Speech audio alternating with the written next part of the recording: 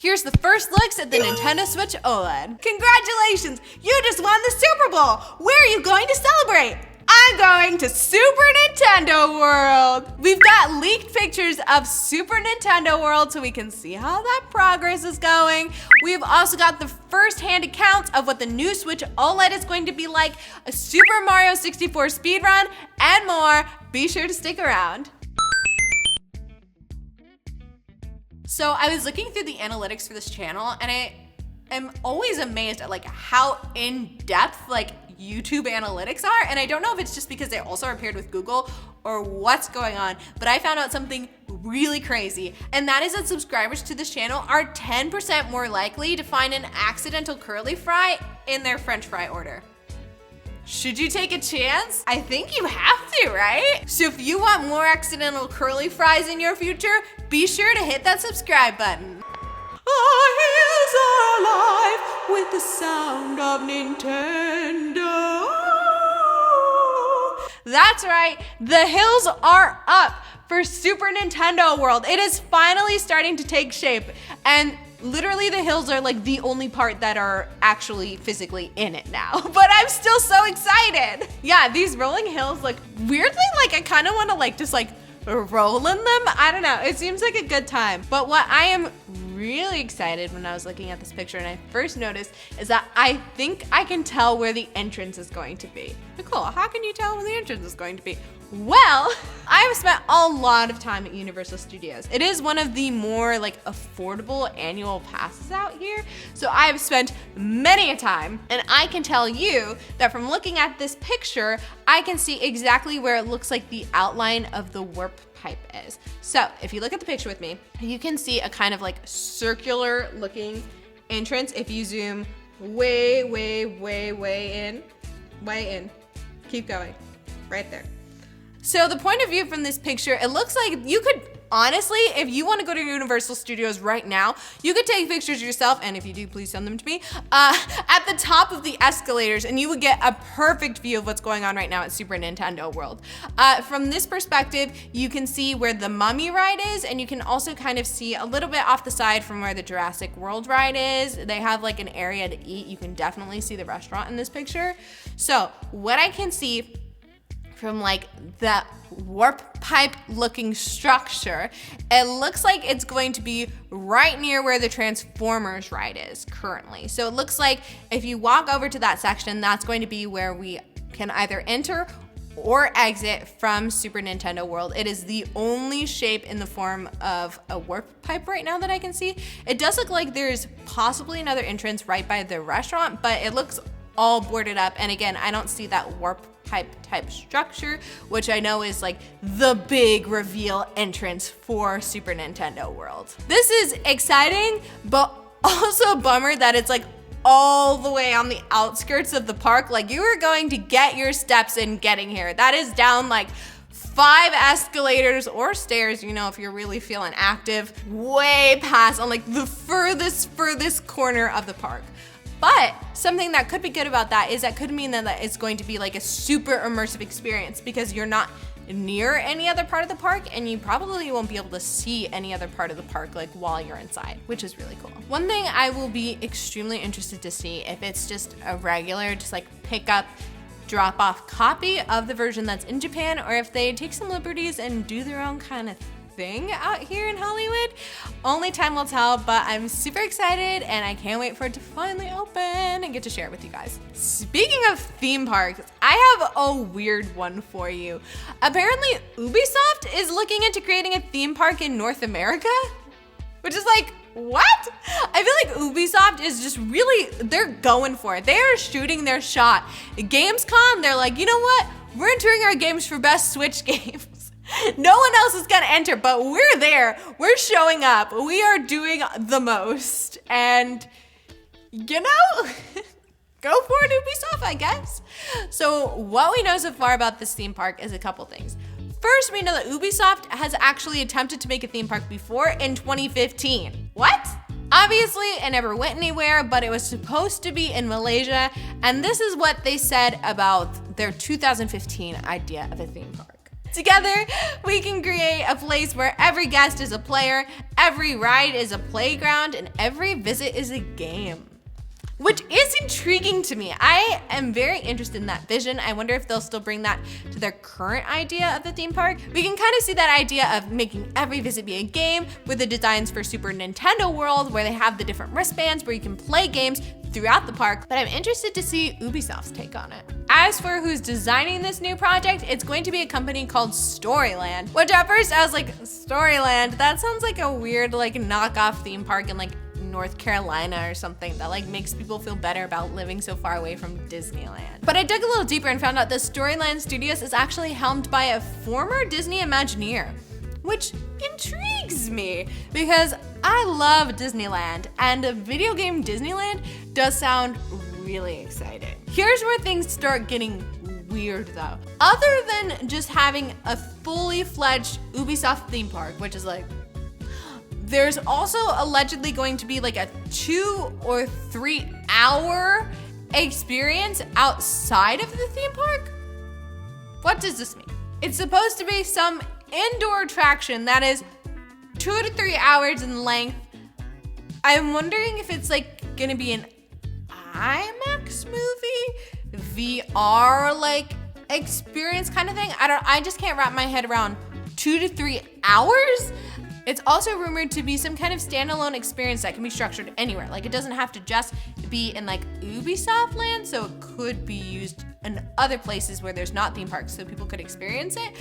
I don't know, the whole thing seems weird to me. Who knows? Ubisoft, again, is really just they're going for it. Like Ubisoft is holding nothing back. They are just going with it. And you know what? You go, Ubisoft, you go. As for what IPs are actually going to see in Ubisoft land, the only things I can really think of are like Assassin's Creed and like Rabbids, which are the like not minions of the like video game world.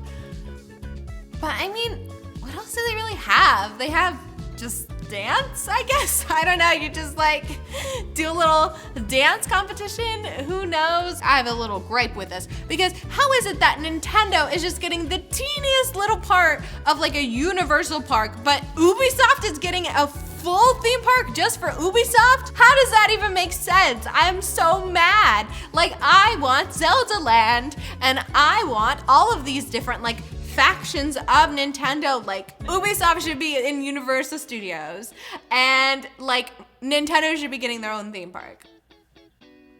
Who knows? Who knows? But hopefully in our lifetime we'll see a fully fledged Nintendo theme park. But I guess we're getting in a fully fledged Ubisoft theme park first. Next up is a Super Mario 64 speedrun. I am always so jealous when I watch speedruns because I love video games so much, but I just do not have like the physical skills to like be really good at them. Like I have to really work for it. Like, like sometimes it'll take me hours to like get through levels and I'm not proud of it. Like I wish I was better. And every time I watch speedruns, I just like seethe with jealousy. Like if only that were me. All right, speedrun, I'm excited.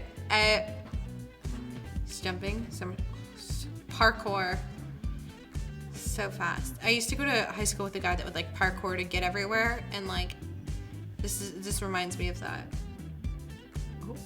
Oh, what? The butt scoot, the butt scoot again. I hope we can butt scoot at Super Nintendo World. If we can't butt scoot, I don't want it. This is so fast. We're 1 minute in and he's completed the level. I would have cried like 5 times and it would have taken me like 2 hours. Oh, what? I was like, he butt scooted into the wall, but he knew what he was doing. He butt scooted into like how do you find out? How do you find out, hey, if I butt scoot Mario, I can just skate through life. I cannot believe this. Again, like the amount of times I just like, he's like inside of Bowser. What? I think that was just the glitch. I was like, can you just like transport somewhere else? We're at 2 minutes and 30 seconds. I like can barely pick an outfit in 2 minutes. Ooh, it didn't even need to now he's butt scooting. He jumped through first, he didn't even need the butt scoot, no. Butt scoot right up the stairs. I bet that would be really fun though, if you could actually butt scoot up the stairs. I butt scooted down the stairs before. It's also a good time. If you've never done it, highly recommend. Get like a blanket or something though to make you like go faster. I used to butt scoot as a kid like down the stairs in like feety pajamas. It was very, very fun. This is the longest battle we've actually seen so far in the speed run. I say as immediately as it ends. You can fly, you can fly, you can fly. Oh, that's the end. 4 minutes. The time it takes to microwave soup. You could finish all of Super Mario 64. I could never. This is like actually like a good rescue, you know? This is like the version of if Mario is like a fireman or something and he's like prepared and like actually knows what he's doing versus like me where it takes me like hours and days to actually get to rescue Peach. October 8th is coming so soon. I'm so excited, and not just because October is my birthday month. Thank you, Nintendo, for the special gift. And I'm scrambling for any new information about the OLED. Like, I'm reading through the old articles, it's like anything. And while I was looking back, I found some of the first hands-on accounts of the OLED. So here's what we know for sure about the upcoming OLED. It seems like all of the press outlets that checked it out and actually held it with their hands were extremely impressed by the OLED screen, which is really exciting. Like, literally all the reviews could not get enough of how good everything looked and how much everything popped. The one downside they said was that obviously there's no like 4K resolution, so things are still kind of pixelated and all of that, but the colors look really good. It reminds me of if you've ever been to like an AMC theater and like seen a movie in like the Dolby theater and they like make a really big deal about like the color brightness. Like they'll just be like, this was black. And it'll just like take over like one part of the screen and they'll be like, now this is true black. And it's like a deeper black. That's exactly what all these reviews are saying. But I feel like it is actually going to make games like, say, Metroid Dread, which comes out on the same day. Maybe this is why they made it a title release. Like, I feel like it is going to make a huge difference for games like that. So, still exciting. A little over dramatic, maybe, but still exciting. Reviews were also great again for the wider stand. I also felt like even just when we were first getting like ideas of what was coming, I kept saying that I think this is going to be really great if you are a handheld player or a tabletop player. Like if the Switch Lite is like your best friend and you love playing on the Switch Lite, the Switch OLED is going to be a lot better for you than just say if going for a regular Switch. Like you are going to get a lot more out of the experience because there has been enhancements made to that handheld play that are really gonna make a difference for you. The tabletop version, like I thought, is a lot better for making it stable. People even said in their reviews that they felt like it wasn't just going to topple over by any shake of the table, which is exactly what I said. I was like, wait a second, was I in London with everybody else and just like didn't remember? Or am I just that good? There was something it seemed like reviewers couldn't fully agree on quite, and that was whether or not in tabletop mode there was going to be like a glare at all, like when you're playing outside. And a lot of this was from the fact that they did not allow people to take the OLED outside, which I mean makes sense. I'm sure they had security locked down. We had one reviewer that was like, I held it up to the light to try and get a glare, and there was a glare. Doesn't look good, guys. And then we had other reviewers being like, we tried to see if there was a glare and there was no glare. So who really knows? Will there be a glare or won't there be a glare? Only time will tell. I did think it was really interesting that one particular reviewer from IGN actually had his original Switch in the room with him, so he was able to make direct comparisons between the original Switch and the OLED. The biggest things to him that he actually noticed improvements were again, that display. He said that it looked like there was a less possibility for glare, so who knows? I do kind of trust him more just because he had like the actual Switch to compare it to. So even if it's not perfect and you do get a glare every now and then, something as an improvement is always better than not being an improvement, you know? He did also say that the sound enhanced audio was different as well, which is really interesting. So who knows? I think his overall consensus though was that the changes are noticeable and great, but not necessarily earth shattering. So it's not something that he would recommend everybody like drop everything and buy. I think what I got from the consensus from all of these reviews is that, again, if you are a big handheld player and have like a light that you use all the time, this could be like a great upgrade for you that gives you the capability of not only just like full capabilities of a Switch and being able to play like all the games that you want and not just a limited capacity of games that actually are available on the Lite, but again, like you have an enhanced handheld experience, which if you're a Switch Lite user is what you're using mostly in the first place anyway. Either way, I'm excited. I can't wait for my white one to come, and I've got a giveaway where I will be giving one to one of you as well. So be sure to be on the lookout. As we all know, as the OLED release approaches, we still have not heard any news about Hogwarts Legacy, to which I would like to invite all of you to band together with me and light a candle in hopes of a Nintendo Switch OLED release for Hogwarts Legacy. If you would all just grab a candle and light your candle with me in remembrance for our hopes and dreams of having Hogwarts Legacy on the Switch. Let us begin. Patron Saint Miyamoto, we light our candles as an offering that you will maybe convince Doug Bowser to let us have Hogwarts Legacy on the Switch. Please and thank you. Hopefully this works. I don't know, people on the internet always say to manifest things. Is this witchcraft? I don't know. Okay. And now we blow out our candle and make a Nintendo wish for, you know, well, I don't want to say the wish because you're not supposed to say what you wish for, but like, we all know what to wish for, yeah. Okay. All right. We're gonna clip this back to when Hogwarts Legacy comes out on the Switch. You're welcome, world. You're welcome.